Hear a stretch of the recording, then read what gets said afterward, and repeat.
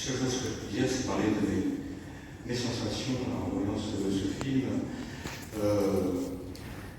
C'est-à-dire quelque chose de très partagé. D'un côté, une sorte de réconfort immense à l'idée qu'il existe quelque chose comme ça. C'est tellement rare, mais ça existe. Et vraiment de voir un témoignage aussi important de gens qui ont été vraiment sur le terrain, qui ont côtoyé les souffrances de si près, et continuer immédiatement après ce qui s'est passé, continuer à reprendre leur dialogue, c'est quelque chose qui est vraiment réconfortant. Et puis d'un autre côté, effectivement, ce qui est c'est très douloureux de voir tout ça, quoi. C'est extrêmement douloureux de voir l'énormité du chemin à parcourir encore pour arriver à quelque chose. On le voit dans les moments où chacun est confronté à ses propres ennemis, dans son propre camp. Et ça paraît encore plus difficile même. Alors voilà, je ne sais pas qui voudrait prendre la parole pour parler des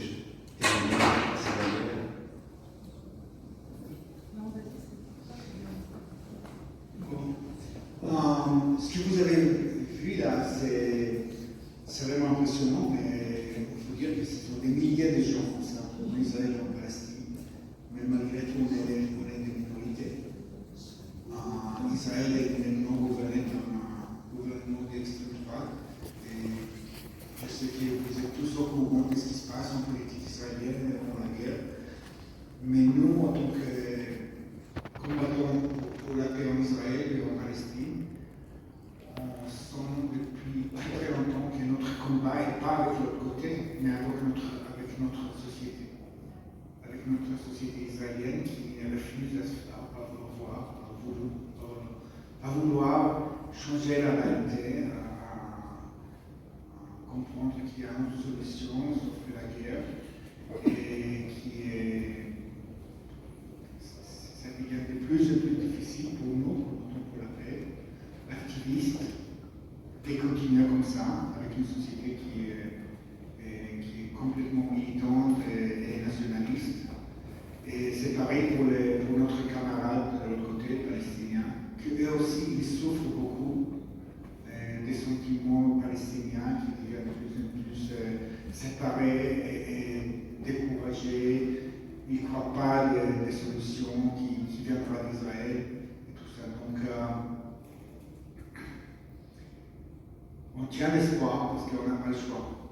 On tient l'espoir parce qu'on n'a pas le choix. On arrive souvent à désespérer. On va dormir le matin, on commence le travail. Et le lendemain de la 7e en octobre, moi j'étais encore dirigeant de Forum des familles endeuillées, j'étais dirigeant partenaire. C'est une organisation de 700 ou 800 familles des deux côtés qui ont perdu quelqu'un pour la guerre pendant toutes les années de ce conflit, ont décidé de consacrer leur vie ou à parler de leur vie pour la paix, pour convaincre les autres camarades de notre société que la paix est possible malgré notre peur. Alors, on a une équipe d'Israéliens et Palestiniens, les Israéliens à Tel Aviv, les Palestiniens à Béjala. Et moi et mon partenaire palestinien on a décidé de donner cet samedi, quelques heures après que la guerre a commencé. On savait déjà que ça va durer très longtemps et ça va avoir un taux énorme. Donc on a décidé de faire une conférence le lendemain en Zoom de toute l'équipe israélienne-palestinienne et de tout parler, de tout sortir, de savoir que n'importe qu'est-ce qui se passe, on sait exactement ce qui se passe passer. On savait qu'il y aura la guerre, on va perdre beaucoup de gens israéliens et palestiniens, et malgré tout, on va tenir l'espoir, tenir le travail qu'on fait ensemble, même on savait qu'on ne pourra plus se rendre ensemble, c'est-à-dire soit en Israël, soit en Palestine, parce qu'on savait que les checkpoints vont être terminés, fermés. Et Et depuis là, de se rendre seulement en Zoom, en ligne, et on a décidé de continuer notre travail. C'était une pacte qu'on a fait cette soirée, de continuer notre travail. Et on a travaillé très très dur depuis. C'était très très difficile de travailler contre notre société qui est complètement immersée dans la guerre. De dire il y a d'autres possibilités, il y a d'autres solutions. Il ne faut pas croire que la guerre va se résoudre, quoi que ce soit.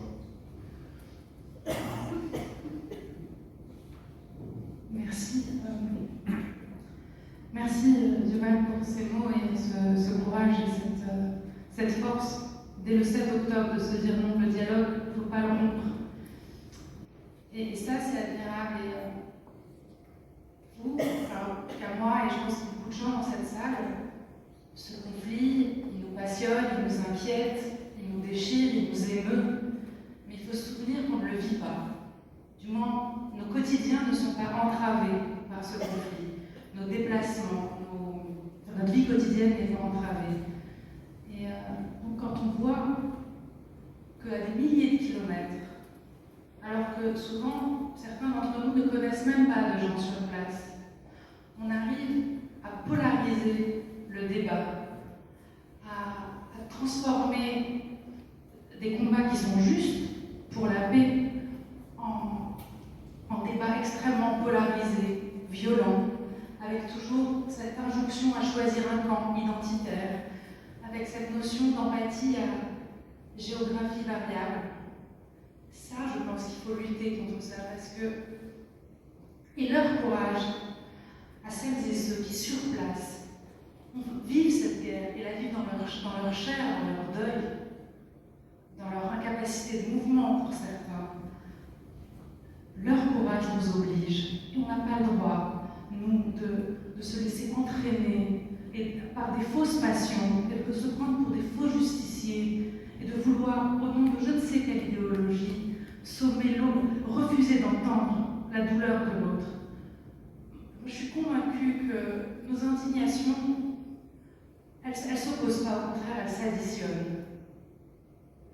Et si, le 7 octobre au matin, on n'a pas été horrifié par ce massacre qu'il faut nommer, qui est un massacre terroriste, mené par des monstres sanguinaires, si le matin du 7 octobre, on n'a pas été horrifié dans notre chair, et c'est notre humanité qui fait faillite.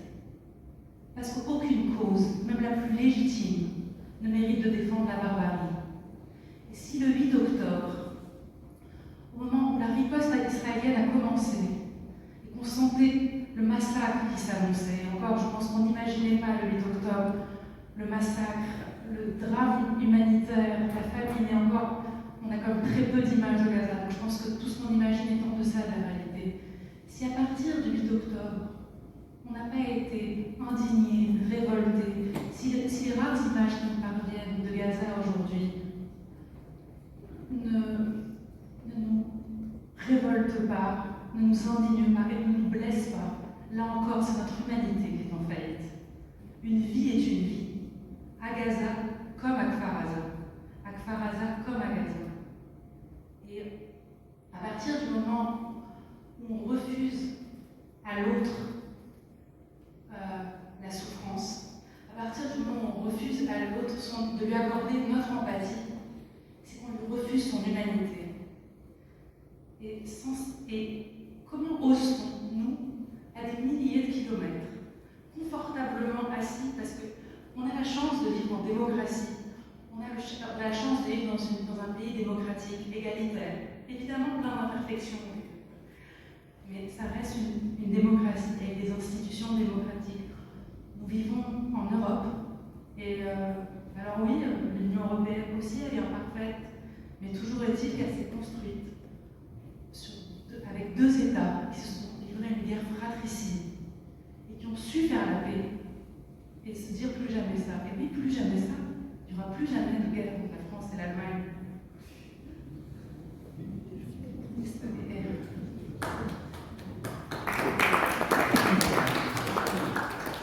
Donc, tout ça veut dire qu'à nous, évidemment que ce conflit nous passionne, mais cette passion ne peut pas être un prétexte pour pour se laisser aller à ces indignations sélectives, à des vociférations. Et quand, en fait, il n'y a pas de pro-palestinien ou de pro-israélien. C'est pas un match de foot. Il n'y a pas de, là, pour l'instant, il n'y a pas de gagnants, il n'y a que des perdants. On compte les morts. On compte les morts des deux côtés. Il y a des familles d'otages dont on parle de moins en moins. Il y a des otages dont on ne sait rien. Et il y a des milliers de familles palestiniennes à Gaza, mais aussi en Cisjordanie, dont on parle malheureusement beaucoup moins depuis un an. Et toutes ces vies se valent. Et toutes ces vies méritent de vivre en sécurité, en paix, en dignité. Et ces deux peuples sont pleinement légitimes. Et c'est une légitimité pleine et entière, j'insiste là-dessus. C'est pas juste une légitimité de fait. Ces deux peuples sont légitimes, ces deux peuples méritent une paix juste et durable dans deux États autonomes et souverains. Et je pense que vraiment ayons l'humilité d'écouter ces voix-là, qui arrivent à braver non pas le chagrin, non pas la tristesse, parce que si vous écoutez les témoignages du cercle des familles endeuillées, ce sont des deuils impossibles. Et non, ils ne dépassent pas le chagrin. En revanche, ils vont au-delà de la colère, au-delà du ressentiment. Et ça, c'est admirable. Alors nous, on ne peut pas. On leur doit ça. C'est le minimum qu'on leur doit. De respecter ce combat admirable, qu'on a rappelé si juste. Et leur courage nous oblige toutes et tous. Et je voudrais juste dire une petite chose. C'est vous inviter à lire un livre qui a été réédité il y a quelques mois, qui est extraordinaire, qui s'appelle Histoire de l'autre, qui est préfacé par Elie Barnaby et qui est, à la base, ce projet a été mené il y a une vingtaine d'années, un peu plus, 21 ans je crois, par 7 historiens palestiniens et 7 historiens israéliens. Et l'idée c'était juste de coucher par écrit, en arabe et en hébreu, et à chaque fois traduit dans les deux langues, l'histoire de l'autre. Historien, le plus dépassionné l'histoire et surtout le plus factuel. Et je pense qu'en cette époque où jamais les débats n'ont été si polarisés, jamais on a été autant sommé de choisir un camp et surtout de bien choisir le camp auquel on est censé appartenir en fonction de notre couleur de peau, de notre lieu de naissance, de la manière dont on prierait. Et on est sommé de choisir un camp et surtout de ne pas écouter l'autre. Alors que non, en fait, si on veut la paix, je pense que c'est ça. Enfin, la haine ne peut pas être ni un projet de société, ni un projet d'avenir. Et la paix, c'est pas un vœu pieux, et c'est tout sauf la neutralité. Vraiment, c'est tout sauf la neutralité. Je pense qu'il nous le prouve suffisamment. C'est le choix le plus courageux, le plus audacieux. C'est pas du tout un vœu pieux, et c'est pas juste une histoire de bons sentiments, loin de là. Yitzhak Rabin, à la base, n'est pas particulièrement copain avec les Palestiniens. Ami Ayalon non plus. Salim Hussein non plus. On fait la paix avec ses ennemis. Et la paix, c'est pas juste un vœu pieux. C'est une solution pragmatique, politique, réaliste. Et c'est ce que méritent aujourd'hui ces deux peuples. C'est ce que méritent ces enfants. Et revenir aux faits, je pense que ça fait du bien. Et ça permet de se dire, ok, derrière nos passions exacerbées, c'est normal. Je pense que ce conflit nous touche toutes et tous quelque part, et déchaîne des passions, donc souvent, peut-être que, ok, il y a la passion, revenons-en juste aux faits, et essayons de les comprendre, et surtout d'écouter l'autre, d'écouter ses souffrances. Et il me semble en tout cas que c'est...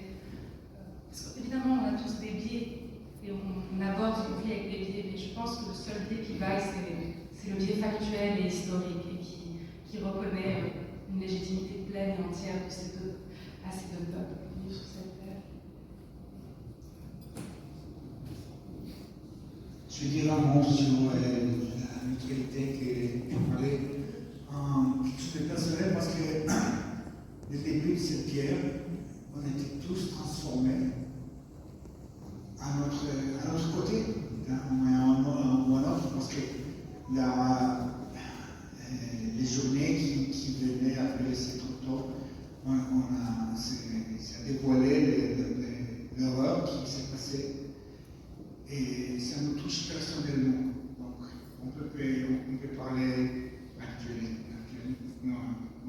intellectuels sur les conflits, mais on fait partie de ça, parce que notre ami était là. Et donc, chacun israélien ou palestinien est devenu un peu plus israélien ou un peu plus palestinien. Donc, le conflit est personnel. Moi-même, j'ai vécu mon israélité, en même temps, mon volonté de protéger les Palestiniens, mes camarades, mes employés, et pour eux, c'était le même. Alors, chacun d'entre vous, je pense que dans le 7 octobre, le 8 octobre, avait des sentiments très très forts, et concernant votre nationalité, votre peuple, et la douleur, et la souffrance, et l'aurore. Et en même temps, il faut comprendre que ces conflits ne nous laissent pas d'oublier notre destin, notre but, notre engagement de changer cette réalité, de ne pas accepter la haine, de ne pas accepter la vengeance et de continuer notre débat. Et notre combat, c'est très très difficile. Et j'espère bien que vous comprenez ça et ne pas prendre de côté n'importe l'horreur qui nous avait subi. Justement, avec ce que vous venez de dire, depuis le 7 octobre, donc il s'est passé plus d'un an, et donc vous parlez de votre réaction immédiate qui vous a transformé, enfin cet événement qui vous a transformé. Je me demandais d'abord comment ça s'est passé tout de suite après entre vous. Est-ce qu'il y a eu une sorte de flottement, brusquement, où l'émotion a pris le dessus et a fait qu'il y ait eu une sorte d'éloignement momentané, quelque chose comme ça? Parce que bon, maintenant, il y a déjà un certain recul, malgré le fait que la violence a évidemment s'est perpétuée, mais face à l'intensité de ce qui s'était passé à ce moment-là, bon, il y a eu de toute façon une sidération même de tout le courant en Israël qui est contesté le gouvernement, etc. Pendant un temps, il a fallu beaucoup de temps pour que ça se remette en route, tout ça. Hein. Est-ce que vous avez vécu les mêmes sidérations?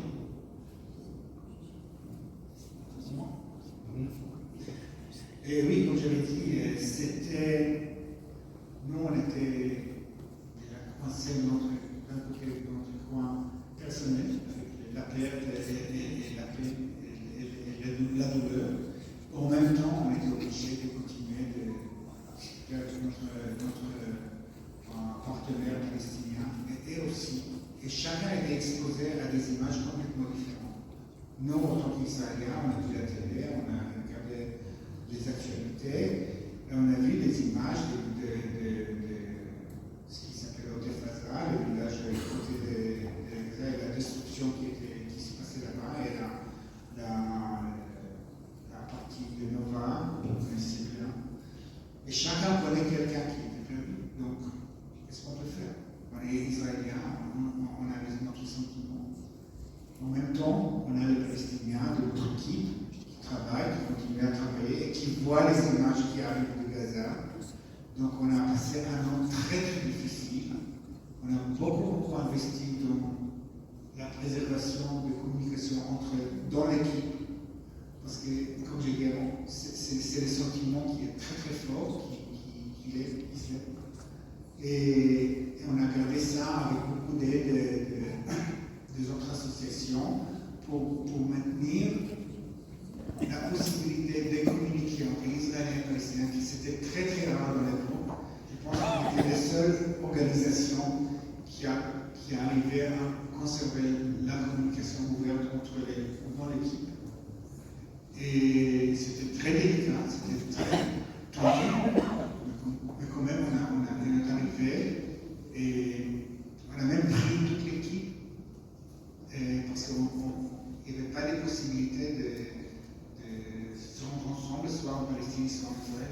On a pris toute l'équipe en Chypre pour un séminaire de quelques jours pour qu'on puisse se mettre ensemble pour quelques journées pour s'asseoir dans un cercle et parler de tout ce qui est douloureux, tout ce qui est difficile. Et ça continue, c'est une chose qui ne termine pas, qui se continue. Donc, il faut toujours soutenir ça, il faut toujours soutenir la sensation d'équipe qui travaille ensemble dans une réalité qui est presque pas possible. C'est presque comme c'est pas possible, comme c'est difficile pour nous, dans notre société israélienne. Et j'avais dit, pour les Palestiniens, c'est devient quelquefois vraiment dangereux de déclarer qu'ils travaillent avec des Israéliens pour la paix. Parce que la plupart des sociétés palestiniennes, ils ne croient plus là.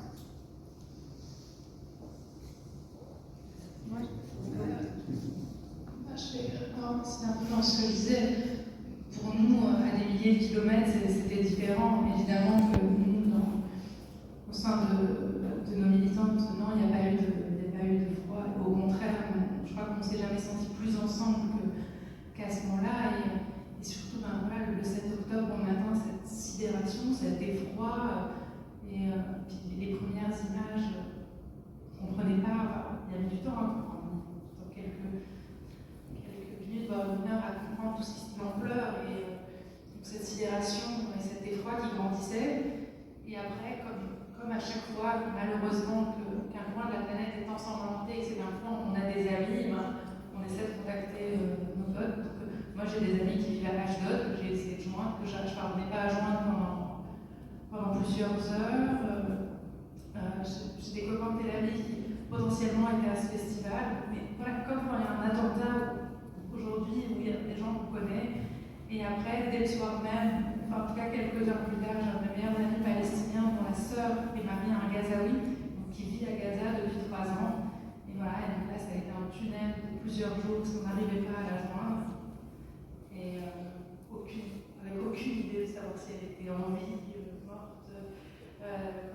Voilà, et ça, c'est toutes ces inquiétudes-là, mais qui sont les mêmes inquiétudes.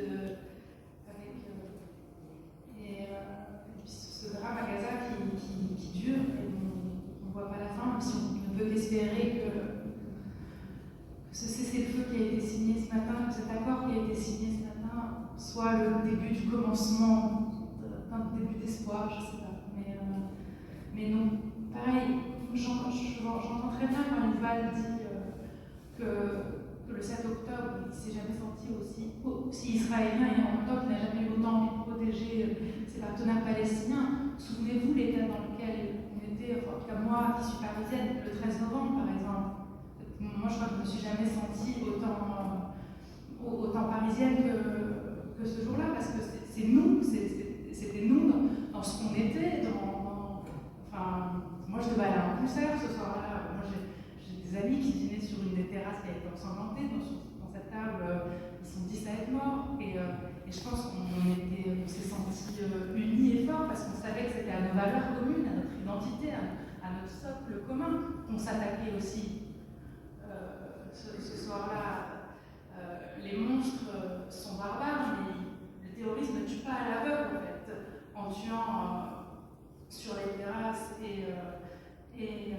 au Bataclan, c'était aussi à nos symboles. Je comprends très bien ce que je dis quand je dis qu'il y a quelque chose de son israélité qui s'est affirmé le 7 octobre et ça allait de pair avec ce besoin viscéral aussi de continuer à protéger et à être. Et c'est merveilleux que vous ayez pu continuer ce dialogue. Et vraiment, et là encore, c'est une preuve, s'il en fallait encore qu'on ne peut, qu'on vous doit cette nuance, qu'on vous doit de ne pas sombrer dans la polarisation du débat. On vous doit ça, vraiment. Merci à vous.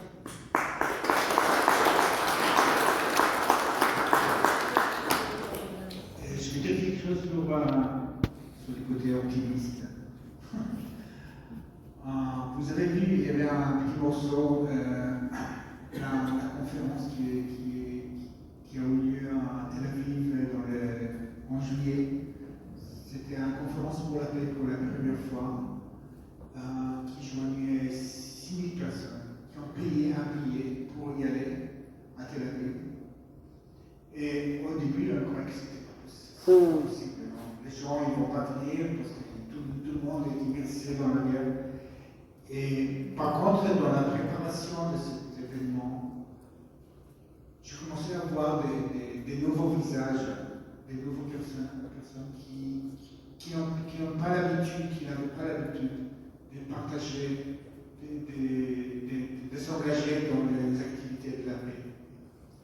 J'ai senti qu'il y a quelque chose à passer, parce qu'il y a beaucoup de gens qui sont activistes pour des tas de choses, tas de causes.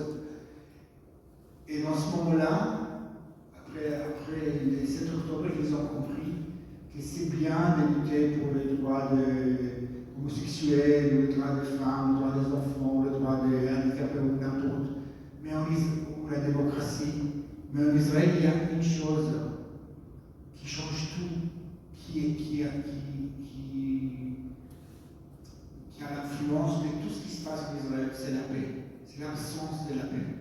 Donc il y a des gens qui s'éloignaient de cette tâche activiste de la paix qui était mauvaise jusqu'à ce jour-là, et ont décidé et ont compris que sans avoir la paix en Israël, entre Israël et les Palestiniens, Israël n'a pas de futur. Et que les combats de la paix et les combats pour la vie d'Israël et pour l'existence d'Israël, parce qu'Israël sans paix, la société d'Israël va être détruite complètement. Donc ça c'est le côté un peu optimiste. Je pense qu'il y a plus de gens maintenant qui comprennent que la paix est une nécessité existentielle pour Israël.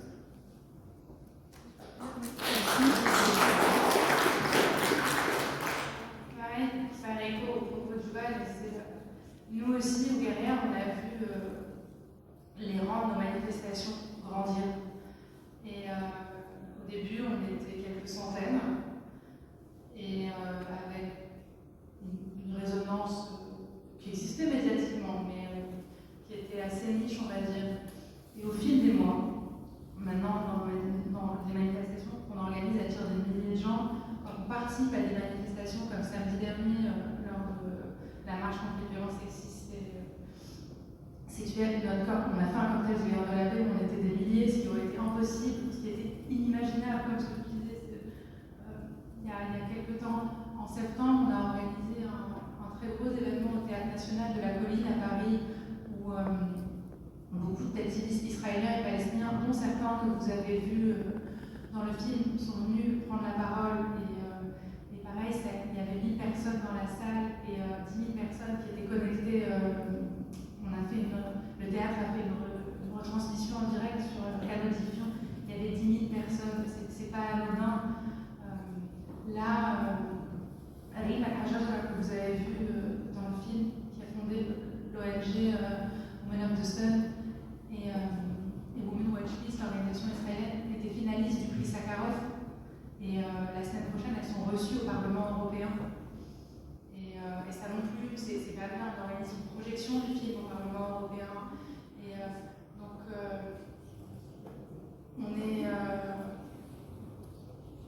donc on se dit que oui, on est au bon endroit et que cette ligne, il faut continuer de la défendre et de la porter, et qu'on entend, on a plein de gens qui viennent voir en disant que c'est un espace de réparation et de réconciliation qu'ils se retrouvent, et que oui, il est possible aujourd'hui de condamner dans un même souffle et sans ambiguïté toutes les horreurs qui sont commises, toutes les horreurs de la guerre.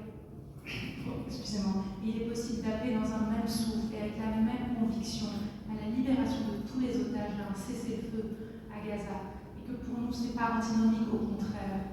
Et j'ai l'impression qu'on est de plus en plus nombreuses et nombreux à porter ce message. En tout cas, nous, on le voit, on a de plus en plus d'adhérents, on est de plus en plus médiatisés, et puis surtout que chacune de nos manifestations, maintenant on est des milliers, ce qui fait du bien quelque part.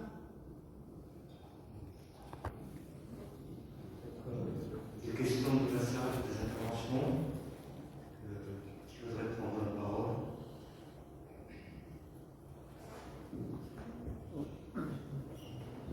Oh, je vais peut-être me passer du micro. Ah,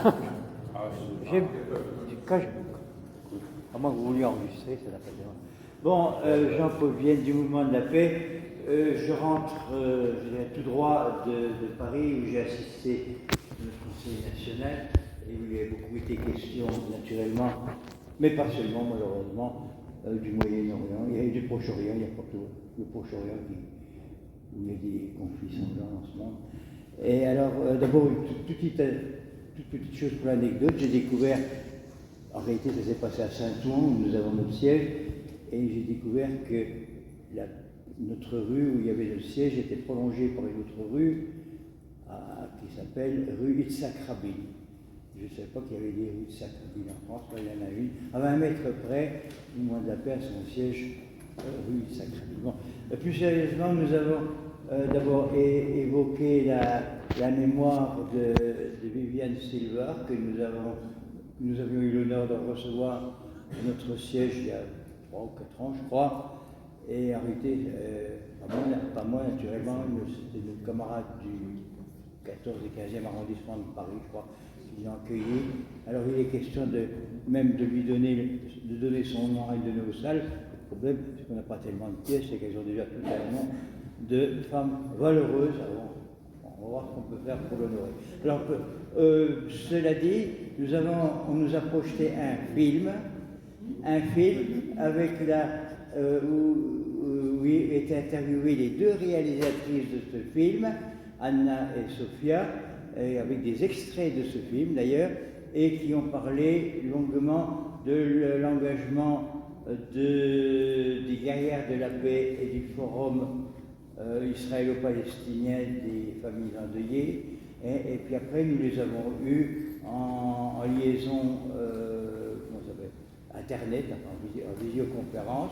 Nous les avons eus à peu près pendant 1 heure et qui nous ont expliqué leur travail militant au sein de ces 2 associations. Et je voudrais terminer en parlant d'une autre association dont il n'a pas été question ce soir, mais dont nous avons eu un compte rendu, et une association qui, de notre point de vue, est également très très méritante, qui s'appelle en France, c'est-à-dire que dans les amis français de Neve Shalom Wat Al Salam, qui veut dire l'oasis de la paix, et c'est un village en Israël qui est centré autour d'une école de la paix, et ils ont des correspondants en France, et qui nous ont expliqué tout le travail militant et de cette association, je dirais, d'amitié et de travail militant pour la paix en Israël même. Voilà. Donc, ça, on va dire que tout ce conflit nous a beaucoup occupé. Et donc, vous n'avez pas de questions?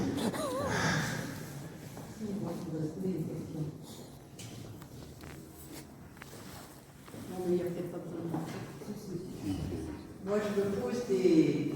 Alors, oui, bien sûr, ce documentaire est remarquable et alors, on est bien d'accord et on voudrait soutenir effectivement très fort de aussi loin qu'on est. Mais je me pose une question par rapport aux Israéliens. Je veux dire, je pense qu'il y a effectivement un abîme pour cette réconciliation entre les Palestiniens et les Israéliens. Mais comment est-ce que vous voyez, vous, je pense qu'il y a un abîme énorme aussi entre Israéliens, enfin c'est ce que je ressens, ce que je peux dire aussi, voilà. Vous êtes quand même très très déchirés, voilà. Comment vous voyez ça et comment ça peut avancer? Je voudrais juste rajouter sur la question, une question très simple, mais la réponse vous appartient quant à sa complexité. Est-ce que, on a parlé dans le film une solution à 2 États, est-ce que c'est encore réalisable, espérable? Il n'y a pas de...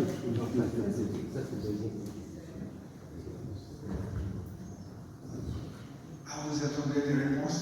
C'est des questions très très simples. Au niveau je commence par la deuxième question. Au niveau de la solution, il y en a plein de solutions sur la table. il y a un État, deux États, un État de patrie. Il y a plein de solutions. Tous sont valables. Ce qui manque, c'est la volonté.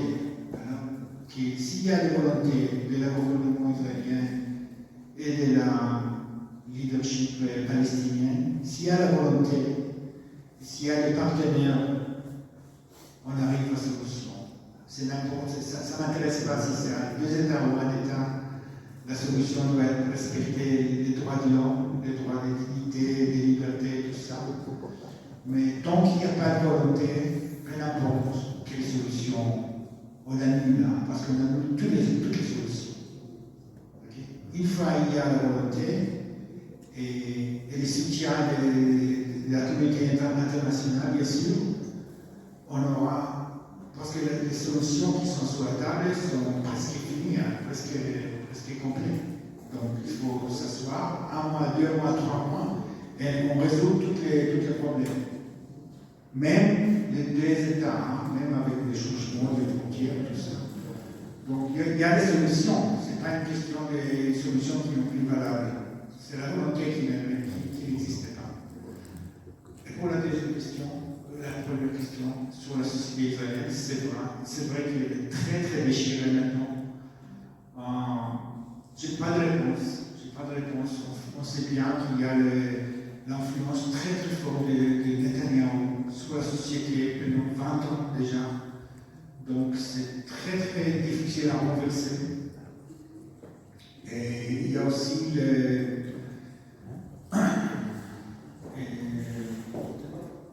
la démographie qui change en Israël. Vous savez bien que les orthodoxes, les militants et les nationalistes et les religieux s'augmentent.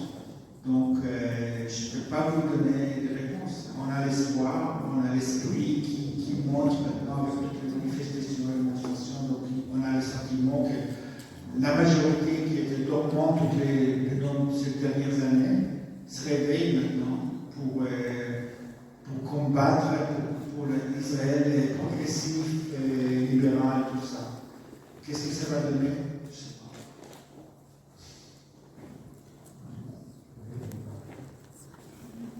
Encore une question. Effectivement, il y a cette question du leadership. D'un côté, il y a un gouvernement d'extrême droite, suprémaciste, maximaliste, qui ne veut pas la paix, et de l'autre côté, il y a une carence de leadership, et qui est aussi un obstacle à la paix. Et il faut écouter ces voix de la société civile palestinienne parce qu'elles existent, elles sont de plus en plus nombreuses. Vous en avez entendu certaines, mais il y en a d'autres qui sont extrêmement pragmatiques, beaucoup de femmes militantes.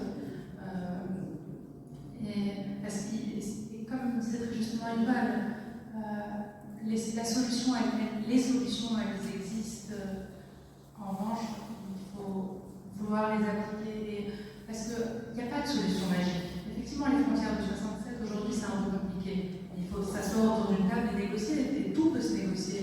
Et la solution, elle existe. Ce qu'il faut, c'est ceux qui vont la négocier. Et je pense que les politiques en France et en Europe ont un rôle à jouer à la table de négociation. Il faut prendre part à ces négociations. Il faut accompagner les Israéliens et les Palestiniens dans ce processus d'essentielle réconciliation. Et même si aujourd'hui, c'est très compliqué, les couleurs des uns invisibilisent les couleurs de l'autre, mais on est très tôt. La guerre est encore, la population gazaouie est encore en train de se faire massacrer. Il y a des familles d'otages qui se demandent encore où sont leurs enfants, où sont leurs compagnons, où sont leurs frères, leurs sœurs. Donc, on est encore dans le temps de l'effroi et de la sidération, on n'est pas encore dans le temps d'après. En revanche, je pense que nos politiques, ici en France et plus largement en Europe, ont un rôle à jouer. On doit faire partie, on doit être du côté de la paix. On a un rôle historique à jouer. Les politiques françaises ont un rôle historique à jouer.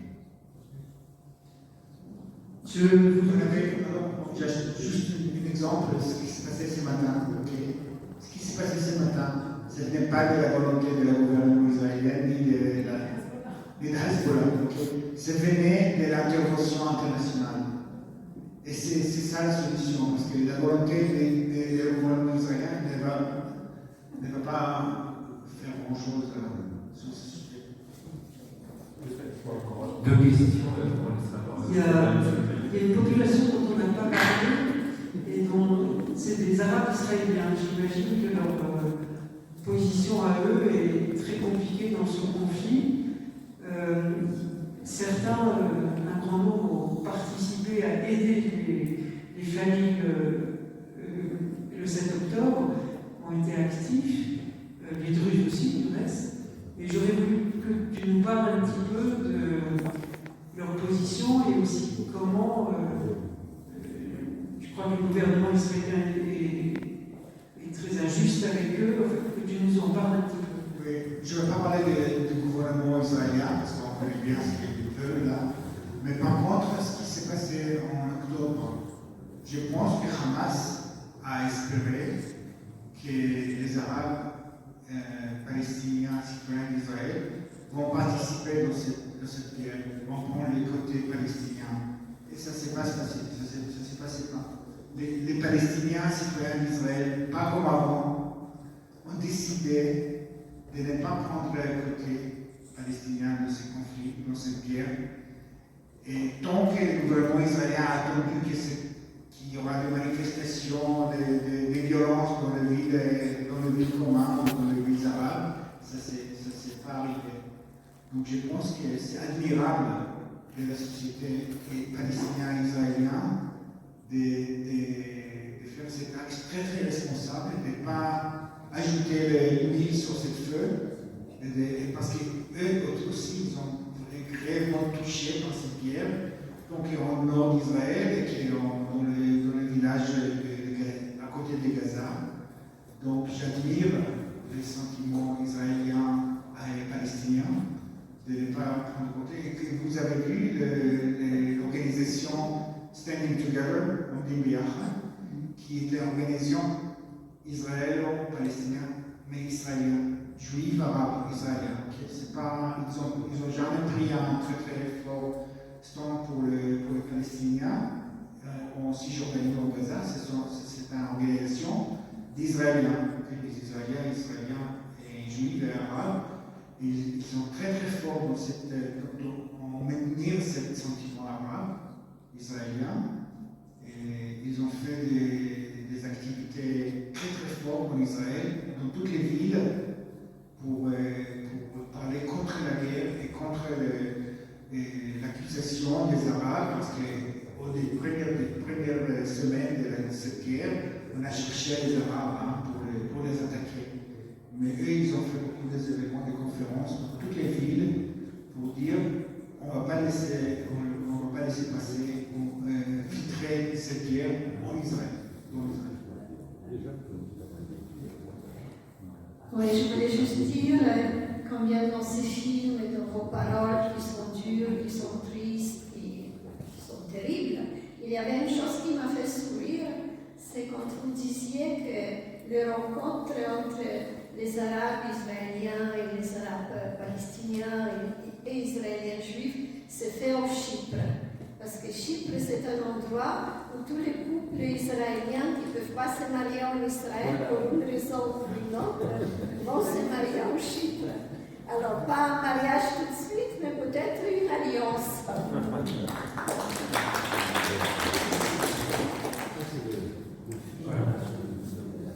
On va laisser la parole à monsieur Moulet.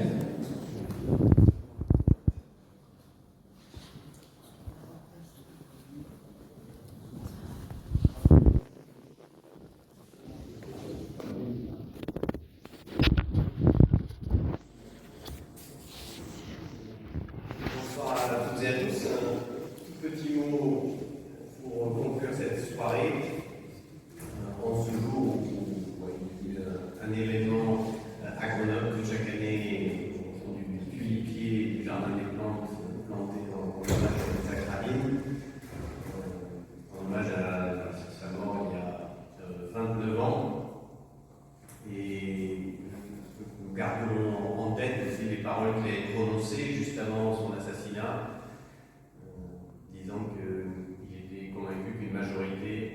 peuple souhaitait la paix et que c'est cela qu'il fallait entretenir. Il avait toujours pensé cela. Nous sommes dans un moment évidemment dramatique. Il y a une petite lueur d'espoir avec le cessez-le-feu au Liban cette nuit. Mais évidemment, nous avons toutes et tous en tête ce qui se passe à Gaza et ce désastre à la fois de bombardement, mais aussi de situation sanitaire, de privation d'eau, d'alimentation, de destruction aussi des archives civiles, des cadastres, de tout ce qui fait l'histoire aussi. Et donc nos pensées, depuis maintenant plus d'1 an, sont extrêmement sombres. Et au milieu de cela, il y a des démarches comme celle qui est portée dans ce film. Il y a des démarches comme celle portée par les guerrières de la paix, comme celle portée par l'association israélo-palestinienne des familles endeuillées. Merci beaucoup d'être là.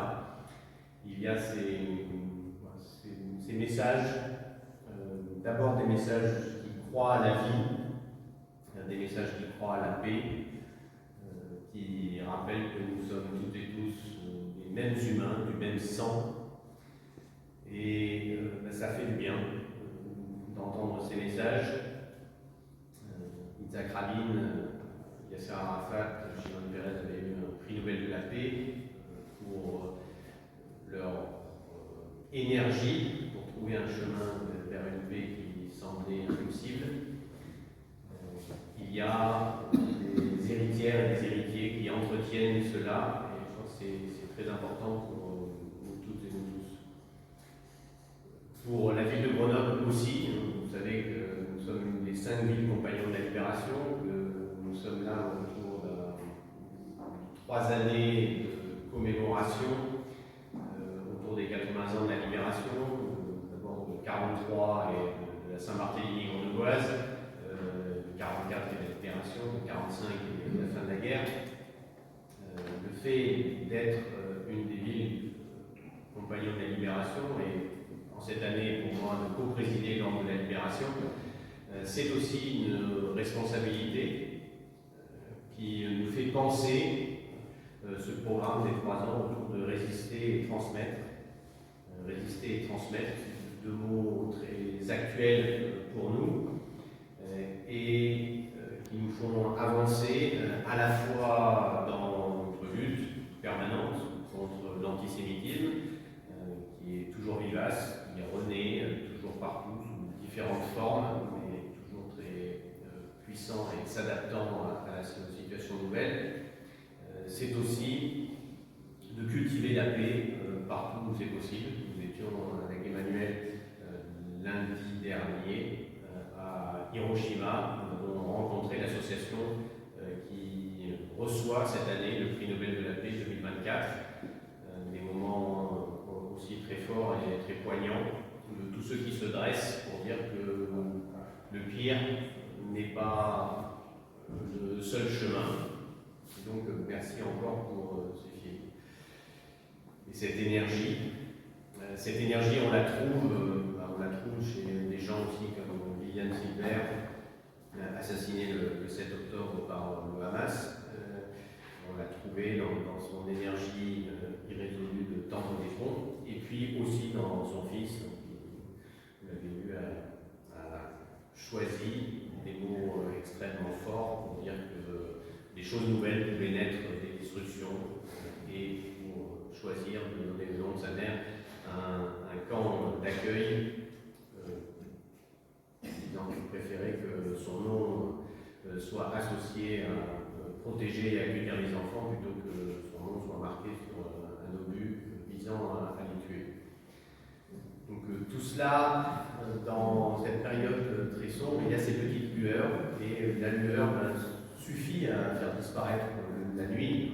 Donc nous pouvons garder cela en tête, nous rattacher à ces lueurs, en espérant toujours que une majorité du peuple cherche la paix, et donc cultiver cultiver la peur et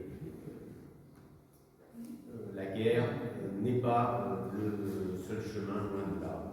Entretenons collectivement cet espoir, entretenons-la avec le cercle Bernard Lazare si actif et avec toutes celles et ceux qui prennent